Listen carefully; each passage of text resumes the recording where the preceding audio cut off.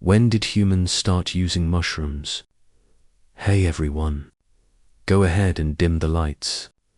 Maybe put the phone on silent, and let's drift back. Not to kings or empires tonight, but to something a little more ancient, something softer, something squishy, mysterious, and occasionally poisonous. Tonight, we're wandering through the damp, prehistoric forest of human curiosity and asking, when did people start using mushrooms? And by using, we mean, well, in every possible sense of the word, eating them, worshipping them, hallucinating from them, accidentally dying from them, and, in true human fashion, doing all of the above repeatedly, because we never quite learn the difference between dinner and disaster. The first mushroom encounter, imagine, for a moment, a small group of early humans, somewhere around 100,000 years ago. They're hungry, barefoot, and slightly damp, as people often were before the invention of roofs. One of them notices a strange growth under a log. It's round, pale, slightly damp, possibly edible, possibly fatal, and of course, someone decides to eat it, because that's how human innovation has always worked. Through reckless snacking. We don't have written records of this first bold mushroom eater, obviously. No cave painting shows a caveman saying, "Hey, maybe don't eat that." But archaeologists do believe that humans, and even pre-human species, like Neanderthals, experimented with wild fungi. Why? Because we've found spores in their teeth. Literally microscopic mushroom dust embedded in ancient molars. Proof that curiosity, even back then, was stronger than common sense. Some of those mushrooms were nutritious.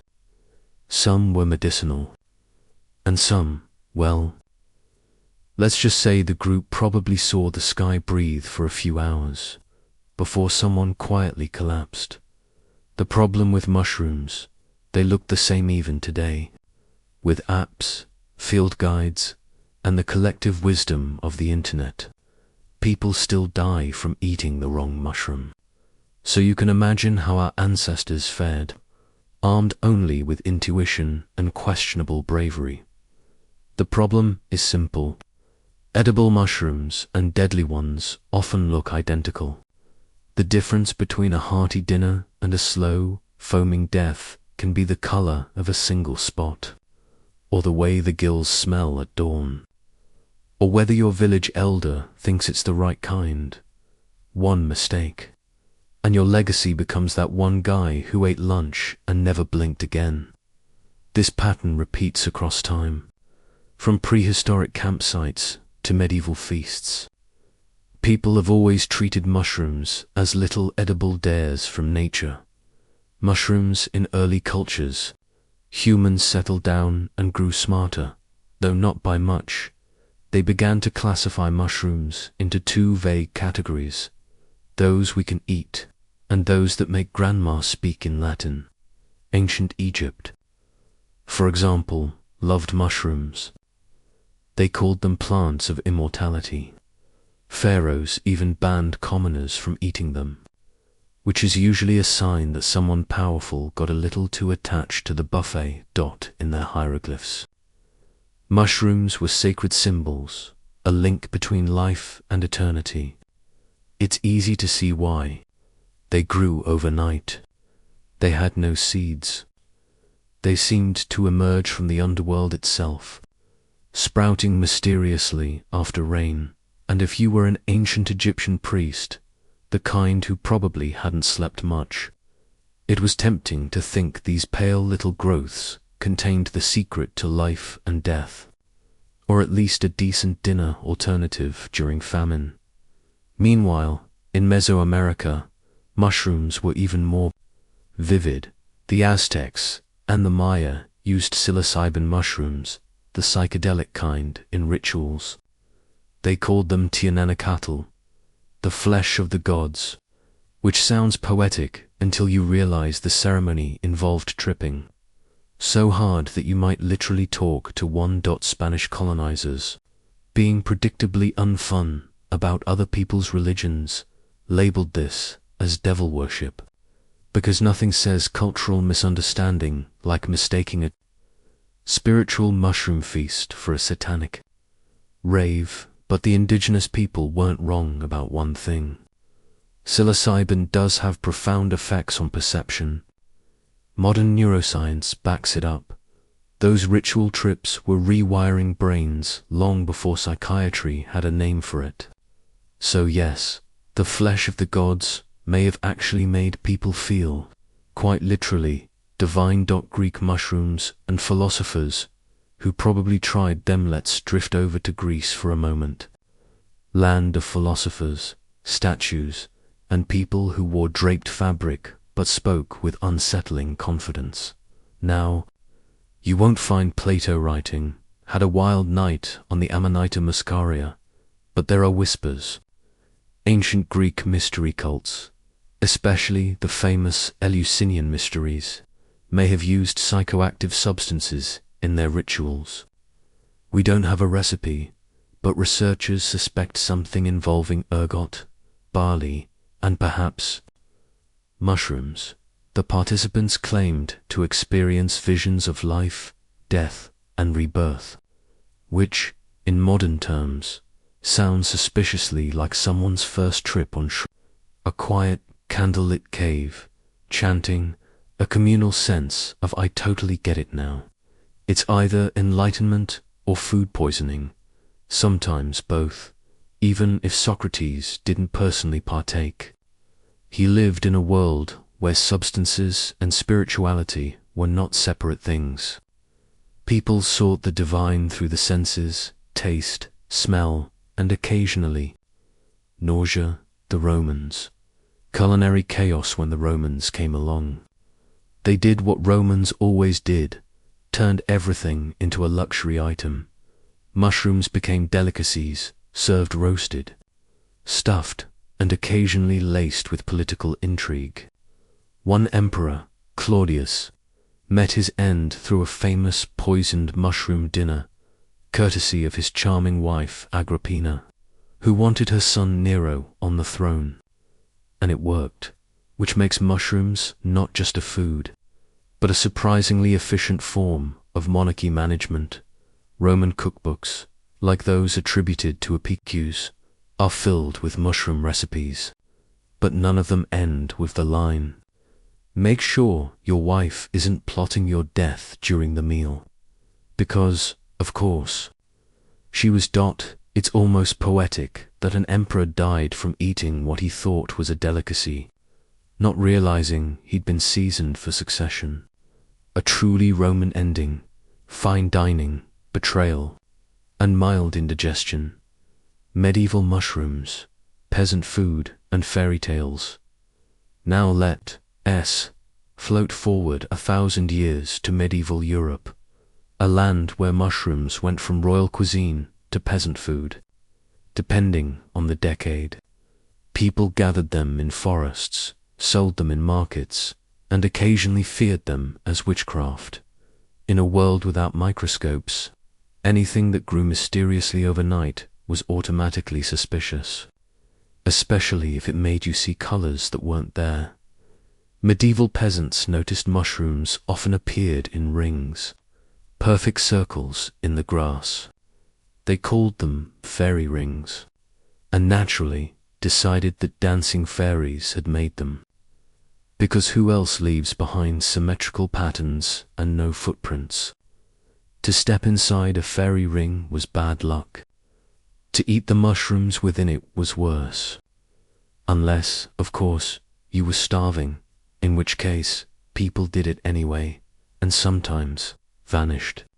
Or, more accurately, experienced vivid hallucinations and wandered off into the woods forever.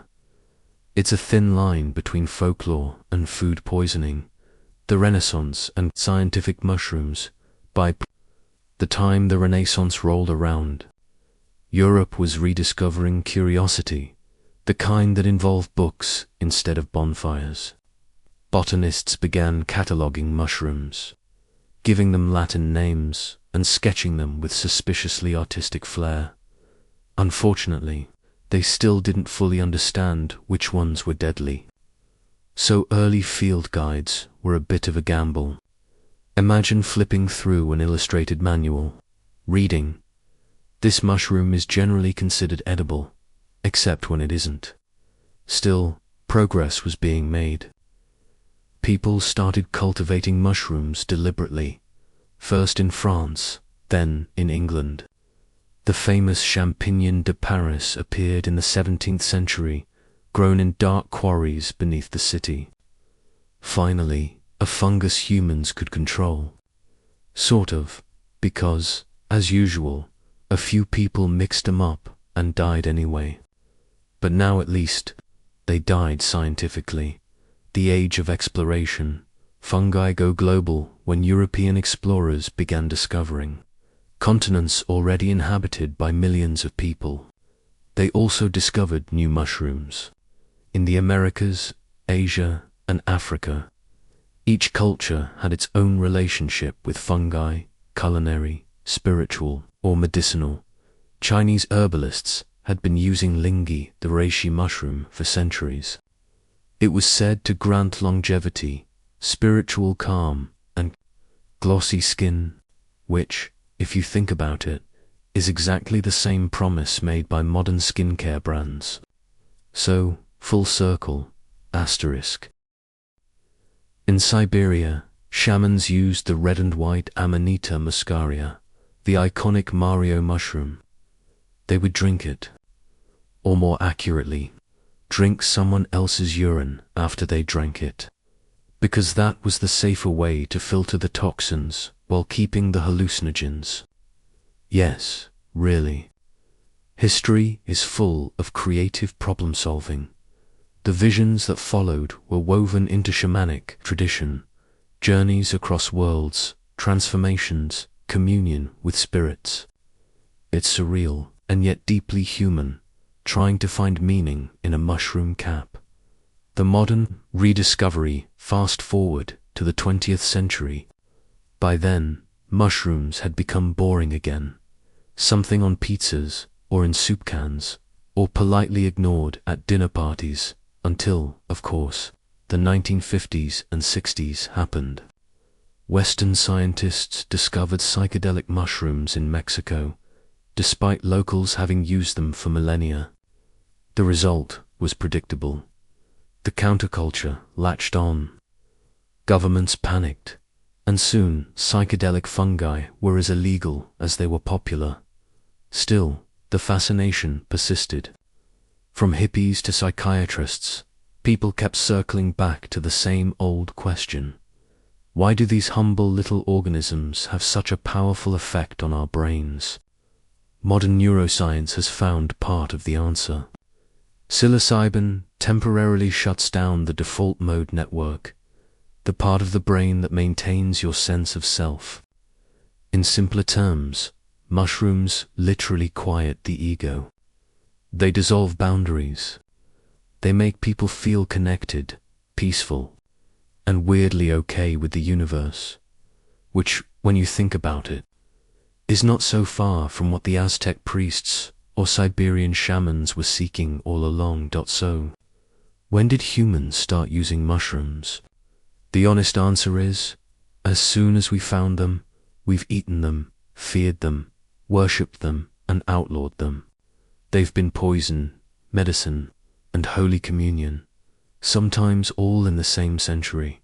Mushrooms are nature's reminder that the line between nourishment and nightmare is razor thin, and that curiosity, our oldest trait, is both our greatest gift and our most reliable cause of death. So, tonight, as you drift toward sleep, imagine that ancient ancestor crouching by a log, examining the damp earth, turning the mushroom over in their hand, and thinking, what's the worst that could happen? Asterisk, go ahead and dim the lights. Get comfortable. And tonight, We're drifting back to the desert wind and the marble ruins of a city that once defied Rome, a place called Palmyra, and a woman whose name has quietly shimmered through the centuries. Queen Zenobia. She ruled for only a few brief years. But, like most things in Roman history, those few years contained enough ambition, betrayal, and questionable decision-making to fill a small library. She has been remembered as brilliant, beautiful, ruthless, multilingual, and, depending on which historian you read, the savior of the East or the reason.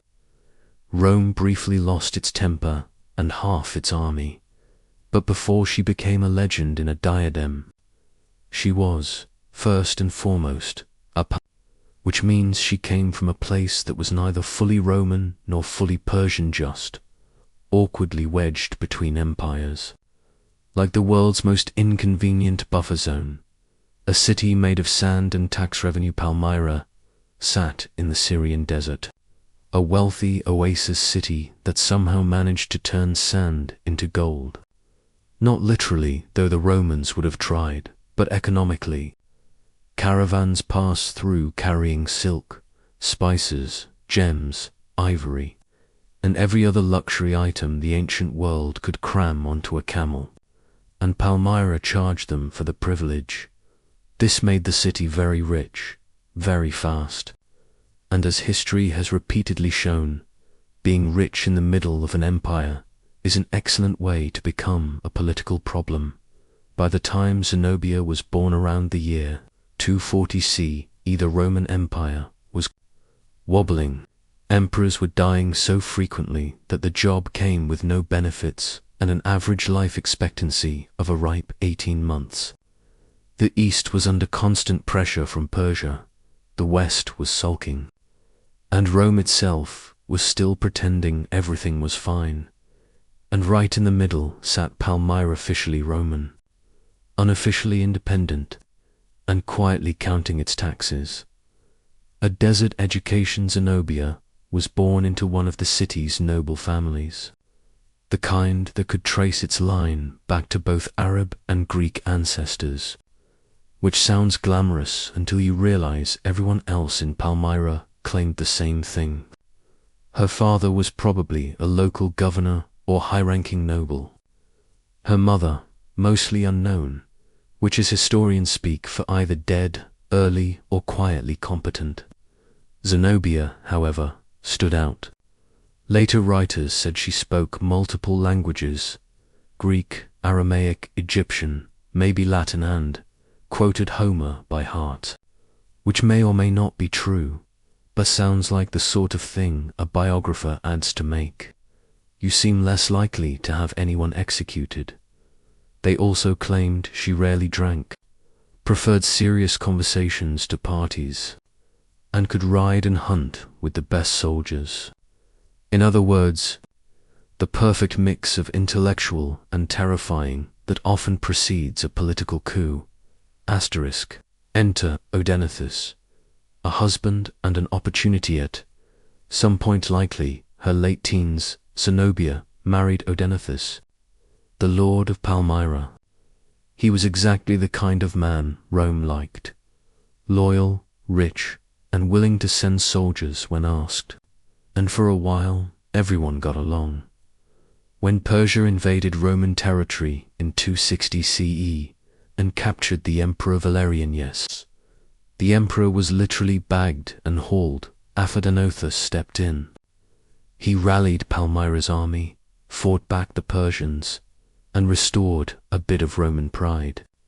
In return, Rome gave him a fancy title, Governor of the East, which sounds impressive until you realize it came with no actual salary and constant death threats.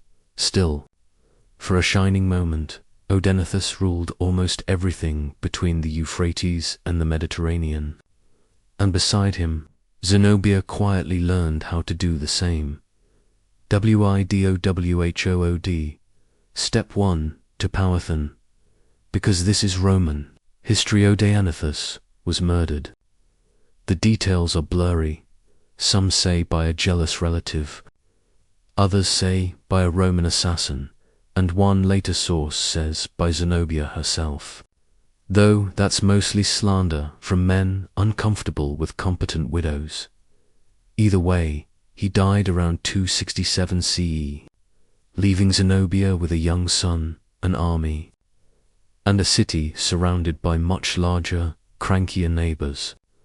Rome expected her to hand power to a male regent. Instead, she simply didn't. Zenobia declared herself regent in her son's name and began running Palmyra as though she had been preparing for it all her life. Because, in a sense, she had. The Desert Queen expands at first. Rome tolerated her independence. She sent polite letters. Coins still bore the emperor's face, and everyone pretended the arrangement was temporary. But Zenobia had plans. Within a year, her generals were marching into Egypt, then under weak Roman control and took it almost effortlessly. From there, she expanded north into Asia Minor. At her height, her realm stretched from modern-day Turkey to Egypt. She called it the Palmyrene Empire. Rome called it deeply inconvenient. Imagine being an emperor in crisis battling Germans on the Rhine. A letter arrives, saying, "Hello, by the way, the governor's widow has conquered half your territory." That was Emperor Aurelian's problem, and he did not take it well. Zenobia's court, perfume, philosophy, and propaganda while Aurelian fumed. Zenobia built one of the most fascinating courts in late antiquity. She surrounded herself with philosophers, poets, and advisors, men who praised her intellect and compared her to Cleopatra, which was a compliment that aged poorly. She rode at the head of her army, in armor, wearing a purple cloak reserved for emperors. She minted her own coins, showing herself as the kind of move that tends to shorten one's life expectancy in Roman politics. But to her subjects, Zenobia was a symbol of independence. A ruler who blended Greek culture, Eastern wealth, and Roman efficiency without being completely beholden to any of them. She became, quite literally, a legend in real time, and like most legends, she was probably insufferable at dinner parties. Rome strikes back. Eventually, Aurelian finished tidying up his western front and turned his attention east. He moved with the efficiency of someone who had no patience for desert queens. By 272 CE, his legions were marching toward Palmyra. Zenobia's forces met them near Antiochantlos. They fell back to Amusa modern-day Homs and lost again. Finally, she retreated to Palmyra itself, hoping to endure a siege. The city's defenses were strong. Her will was stronger. But supply lines and morale are rarely impressed by personal charisma. After several months, Zenobia attempted to escape east to seek Persian help. Unfortunately, she was captured on the banks of the Euphrates, riding a camel, exhausted and surrounded. It was the kind of cinematic ending that makes historians sigh and novelists salivate. The march of shame. Aurelian, being Roman, decided to turn victory into a public event. He paraded Zenobia in his triumph through Rome chained in gold, walking beside carts of treasure. Ancient sources differ on the details. Some say she was forced to walk, others that she rode in a golden chariot, glittering under jewels heavy enough to be symbolic punishment. And yet, despite the humiliation, Zenobia did not die. Aurelian spared her a rare act of mercy, possibly for propaganda reasons, or possibly because he found her entertaining. She was granted a villa in Tiber, near modern Tivoli. There, according to later writers, she lived out her days quietly, surrounded by luxury, children, and the faint amusement of having once owned half the East. The legend grows centuries later. Her story was retold again and again by Byzantine chroniclers, Renaissance poets, and Victorian historians, each polishing her image to reflect their own ideals. To some, she was a feminist icon, to others, a tragic rebel queen, and to a few, simply proof that the Roman Empire was not, in fact, the center of the universe. Palmyra itself would eventually crumble, buried in sand and time, rediscovered by travelers who wrote romantic essays about its ruins while standing on top of them. The city became a symbol of fleeting grandeur, a place that rose from desert silence and returned to it. Zenobia's name, though survived, it still sounds like sunlight and marble and distant thunder, a name that somehow carries both rebellion and grace, the calm after empire when you think about it. Zenobia's entire career fits into the Roman pattern: brilliance, expansion, and inevitable collapse. But what sets her apart is how composed she seems in every version of the story. Even when captured, even in defeat, she never appears frantic.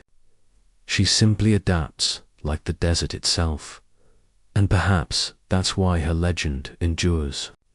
She represents the idea that power, when wielded elegantly, can still be dignified even in failure.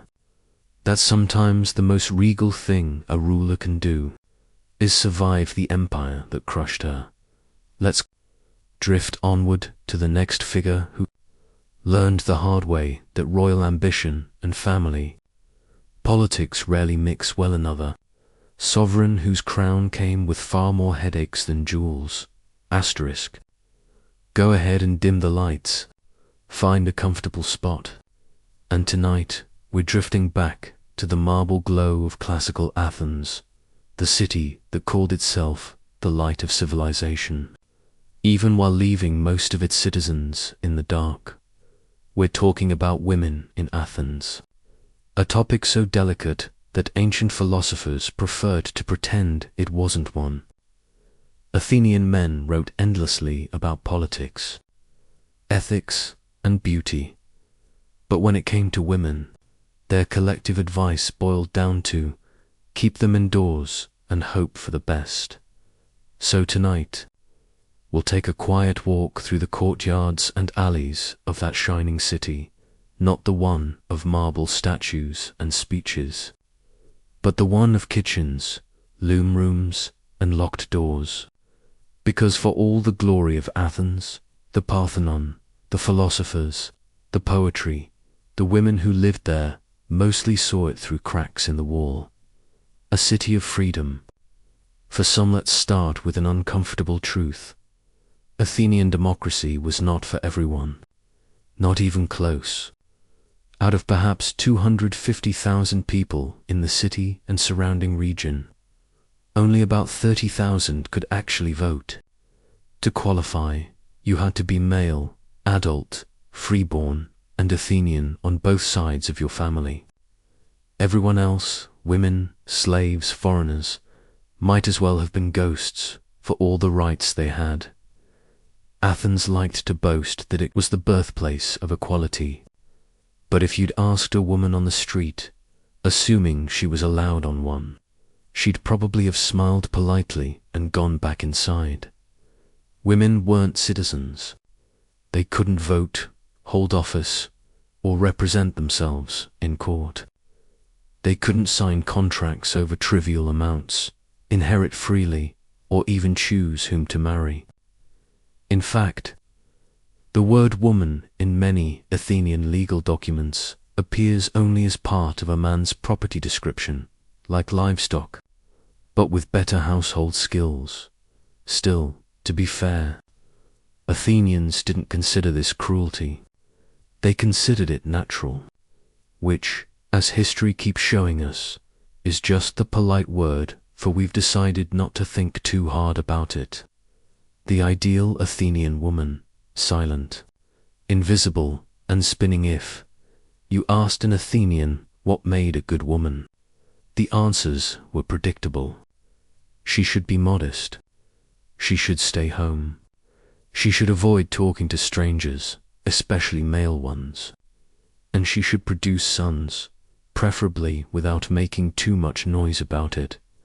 The ideal was quiet domestic management. Women ran the household, oversaw servants, managed food, and kept the loom busy. In theory, they ruled the home. In practice, it was like ruling a very small, well-decorated prison. One Athenian writer cheerfully described marriage as a partnership where the man handled the outside world and the woman the inside, like a polite distribution of power that happened to include surveillance. He praised his wife for staying indoors so much that she had not even seen the daylight from the street. He meant this as a compliment. Another writer, Aristotle, compared women to deformed males, which is not quite as romantic as he probably thought it sounded. He meant that women were naturally inferior, lacking the rational perfection of men. In other words, they were born to be ruled, and everyone seemed very comfortable with that arrangement. Childhood, raised to obey from birth. Athenian girls were on a very different path than boys. While boys went to school to learn rhetoric and philosophy, girls stayed home to learn how to weave, cook, and not embarrass the family. A boy was taught to become a citizen. A girl was taught to become a wife. They were often married off around 14 or 15, just old enough to manage a household, and young enough not to argue about it. Their husbands, by contrast, were often twice their age and already experts in philosophy, politics, and possibly adultery. Marriage wasn't about love. It was about alliances, property, and producing legitimate heirs. The ceremony itself was simple and unromantic. The bride was handed from her father to her husband with the same legal language used for transferring ownership of livestock. The only difference was that livestock didn't have to feign gratitude once married. The girl became part of her husband's household, under his control. He could, if he wished, send her away with little ceremony, though public opinion frowned on that, not out of compassion, but because divorce is complicated inheritance paperwork. The Athenian home, the gymnasium inside every respectable Athenian house, was a space reserved for women, the gymnasium. It was a private area, often upstairs or at the back, away from public rooms. Visitors weren't supposed to see it, or the women inside. If a man came calling, the women would retreat, silently, like stagehands exiting a play they weren't allowed to star in. This wasn't because Athenians thought women delicate. It was because they thought them dangerous. Female presence, they believed, caused disorder, or at least distraction. The line between respectable woman and scandalous one was razor thin, often drawn by geography. If you spent too much time outside your house, people started whispering. The irony is that these same men filled their plays, temples and myths with women, clever, loud, beautiful, terrifying women. They could imagine female power in theory. They just couldn't tolerate it in real life. Asterisk. The exceptions, priestesses and prostitutes. Now, as always, there were exceptions. Athens did allow certain women out of the house under very specific circumstances and for very particular reasons. The most respectable were priestesses. Priestesses could move through public spaces, preside over sacrifices, and hold considerable religious authority. Some even managed temple property and funds. The priestess of Athena Polias, for instance, was one of the most honored figures in Athens, though still technically under male guardianship. So, a powerful woman, but only if your job description involved pleasing the gods. Then there were the other women who roamed the city, prostitutes, entertainers, and courtesans. These women were, legally speaking, outsiders, often foreigners or freed slaves, but they enjoyed freedoms respectable women could only dream of. They could own property, earn money, and socialize with men. Some became wealthy and influential, like the famous Aspasia, companion of Pericles, who supposedly advised him on rhetoric and policy, though that may have been the ancient equivalent of gossip column exaggeration. Aspasia's relationship with Pericles scandalized Athens precisely because she wasn't confined. She spoke, she debated, and she was rumored to have opinions, the ultimate civic crime. And yet, the city tolerated her, partly because Pericles was powerful, and partly because people liked talking about her behind closed doors. Motherhood and mortality for most women. Life revolved around childbirth and, tragically, death. Medical care was primitive, and mortality rates were high. Many women died giving birth, and those who survived faced a lifetime of pregnancies. Since contraception was unreliable and husbands were, well, enthusiastic, Athenians expected women to produce male heirs. Daughters were useful mostly for marriage alliances, which is a polite way of saying they were currency. Newborn girls were more likely to be abandoned, left outside the city walls in the hope someone might take them in, though often no one did, even when they survived. Mothers had little legal claim to their own children. Custody, inheritance, and authority all went through the father. A widow couldn't even raise her own son without a male guardian overseeing her, because nothing says trust like needing a chaperone to raise your own child. Women in religion and myth. If you read Athenian literature, you'd think women were everywhere. Queens, goddesses, priestesses, witches, and in a sense they were, just not in reality. Tragedies like Antigone, Medea, and Electra gave women powerful voices, defiant, emotional, articulate. But that was precisely the point. Those plays were written by men, for audiences of men, to explore what would happen if women stopped obeying. Spoiler, it never ended well. Athens loved its myths about female transgression, women who spoke too much, acted too boldly, or defied male authority. Almost all of them were punished. It was moral theatre disguised as entertainment. Even the goddess Athena, patron of the city, was safely asexual and armored. She represented wisdom without desire, power without rebellion. Essentially, the only acceptable woman was one who behaved like a man in bronze. Daily life, the invisible majority despite the silencing. Women ran the domestic machinery of the city. They managed slaves, kept accounts, spun wool, raised children, brewed wine, prepared offerings, and ensured the household ran smoothly enough for men to spend all day philosopphizing.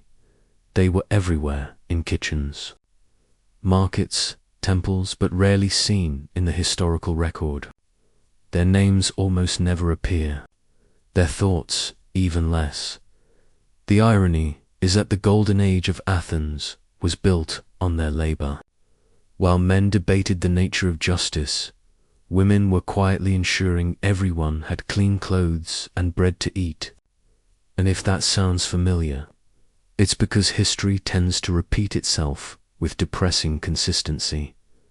Philosophers and their theories, Athenian thinkers, bless them, spent a great deal of time explaining why women were inferior.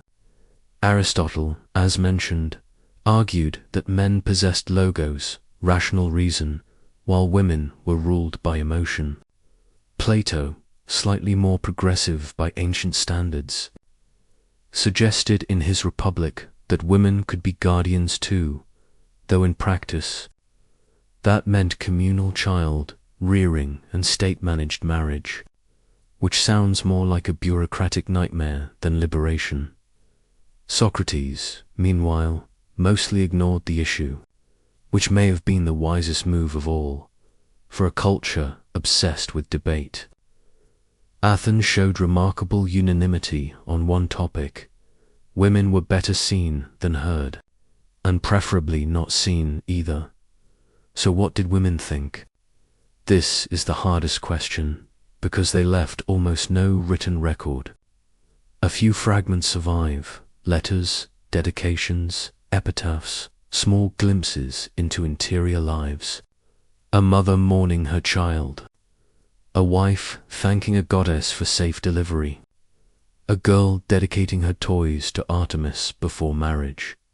From these fragments, we glimpse emotion, devotion, humor, everything the philosophers claimed women lacked. They loved, prayed, worried, and adapted, quietly enduring in a world that gave them no voice but plenty of responsibility.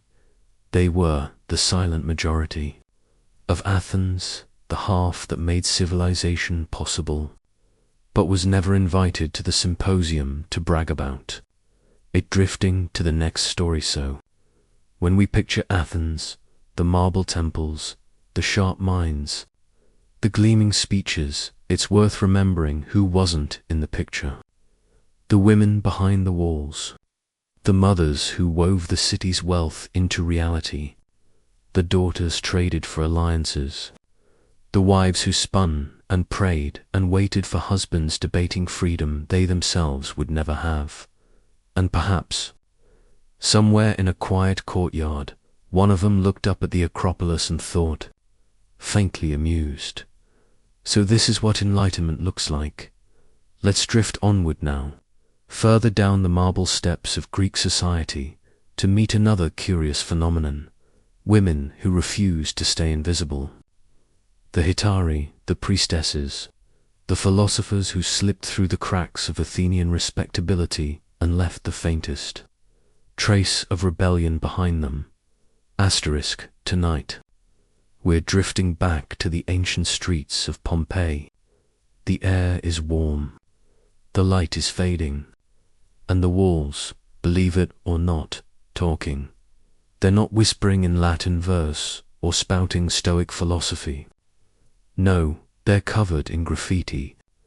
Thousands of scribbled messages that make up one of the most human, hilarious, and occasionally horrifying archives of everyday life in ancient Rome. So, settle in, dim the lights, and let's drift slowly through the cracked, sun-bleached ruins of Pompeii and Herculaneum, where the ghosts of Roman teenagers, tavern and very bored soldiers left us little notes in stone.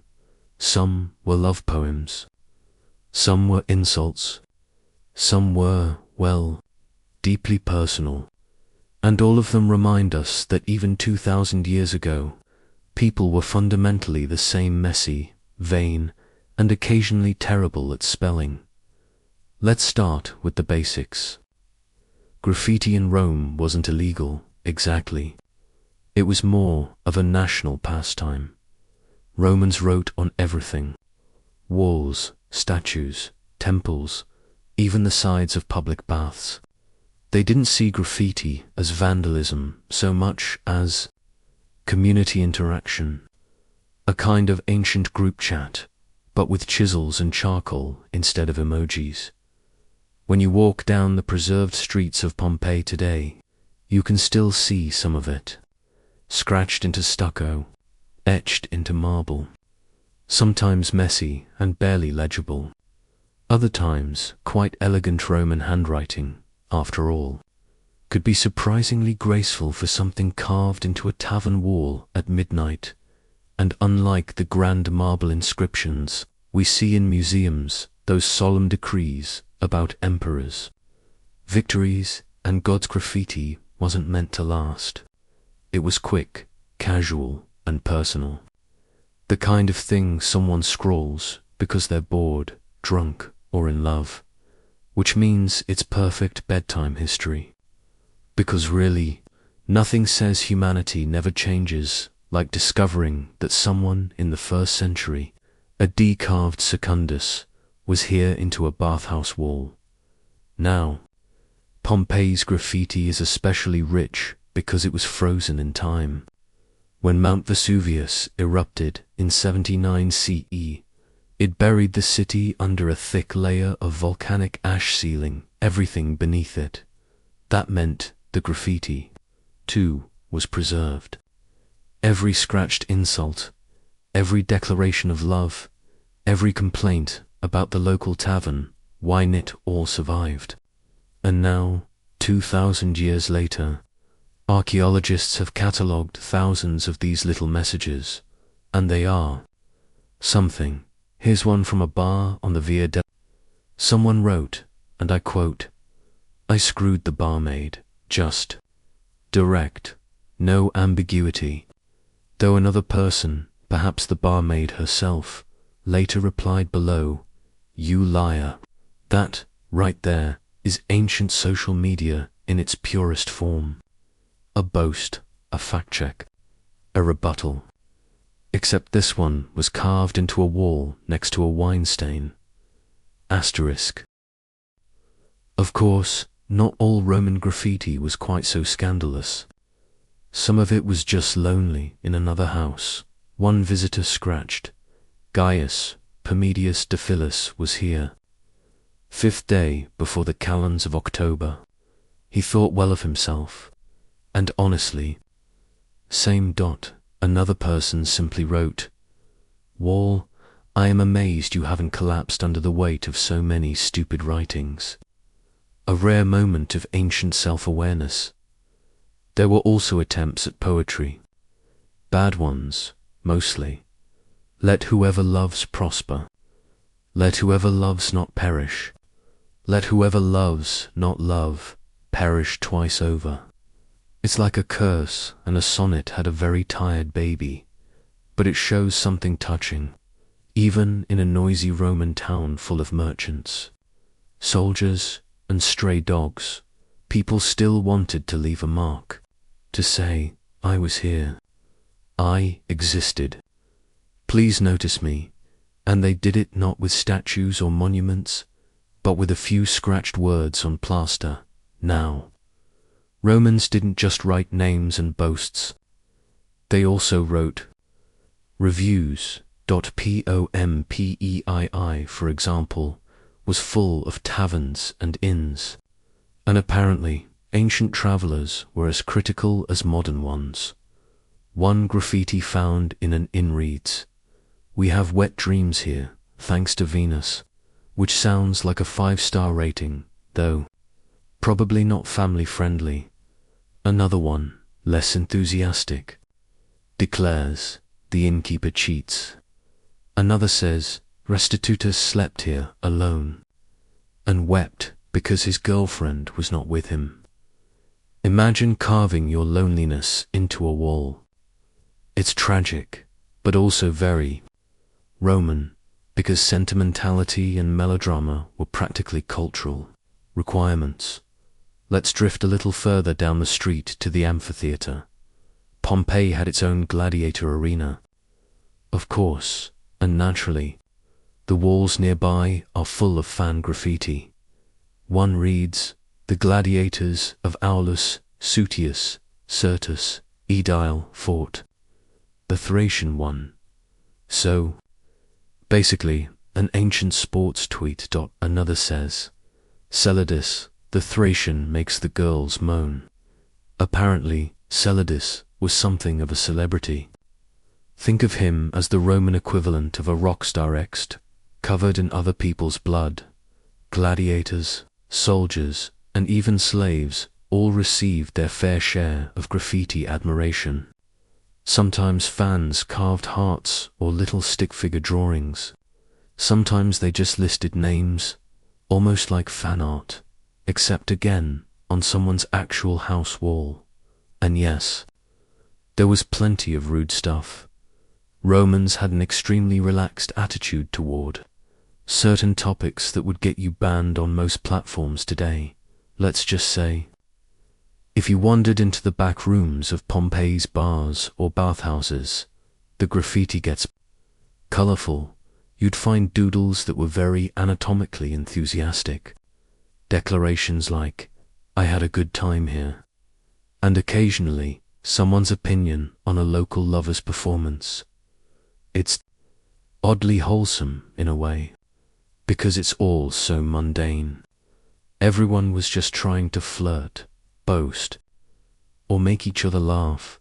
For all the grandeur of Rome, the marble temples, the legions, the emperors in gold eats, people still scratched the same kinds of things we write on bathroom stalls. Now, the best part is how specific Roman graffiti could be.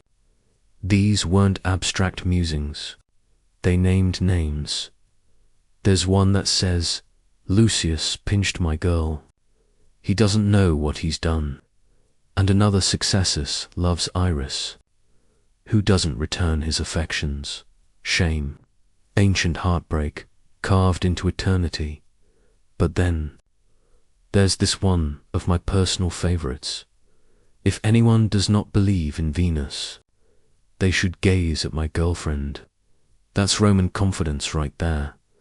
The range of topics is astonishing in the walls of Pompeii alone. Archaeologists have found graffiti about elections, vote for Lucius. He's a good man. Foodapelles, the fish sauce dealer. As a thief. Philosophy, truth is delightful. Mathematics, 3 times 3 makes 9.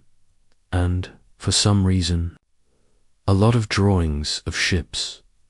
It's like walking through a 2,000-year-old forum thread. Every wall a collage of opinions, complaints, and inside jokes. You even get political ads. The bakers support Marcus Cyrenius, Vasha for Edoil or A. My favorite, the one that reads, "The petty thieves support Vasha." Honesty really was a Roman virtue. It's worth noting that graffiti wasn't just for the lower classes. Even the wealthy sometimes joined in. In one elegant villa, a delicate script reads, "Cornelia loves Lucius." Simple, understated, scratched faintly onto the wall near a garden fresco. Even elite Romans apparently couldn't resist carving their crush's name somewhere, near the dining room, and that's what makes this graffiti so powerful. It's not propaganda. It's not history written by the victors. It's the voices of ordinary peoples, slaves, merchants, soldiers, lovers preserved by sheer accident. Let's drift now from Pompeii to Rome itself. The capital had its own graffiti culture, of course, though much of it hasn't survived. Ancient writers occasionally mention it. The poet Martial, for instance, complained that people kept scribbling on his wall. He said, "Whoever writes here, let him beware my wall will strike back." Pliny the Younger, ever the concerned aristocrat, remarked that certain walls were covered in obscenities, which, knowing Roman humor, was probably an understatement. There's even mention of graffiti mocking emperors, but apparently irresistible, because even under the shadow of imperial power, Romans still wanted to express themselves, even if it meant carving Nero as a donkey behind a statue. And then there's the beautiful irony. Most of these messages were meant to be fleeting, scratched lightly, forgotten in a week, but when Vesuvius erupted, it froze them forever. Messages about stolen kisses, bad wine, election ads, complaints about landlords, all perfectly preserved under ash. Meanwhile, the proud marble inscriptions about emperors and generals have crumbled and faded. So what survives now isn't just the story of Rome's greatness, it's the story of its gossip, its boredom, its humor, and maybe that's the most human kind of immortality. So, as you drift off tonight, picture it, the quiet streets of Pompeii at dusk, the smell of bread from a nearby bakery, the laughter of drunk patrons echoing from a tavern, and on every wall the scrawled remains of their conversations. Secundus was here. Be kind. My love, drink, don't fight. And of course, the innkeeper cheats, because long before the internet, long before we could post our thoughts for strangers to read, people were already doing it with chalk and stone. We just kept the habit going, asterisk.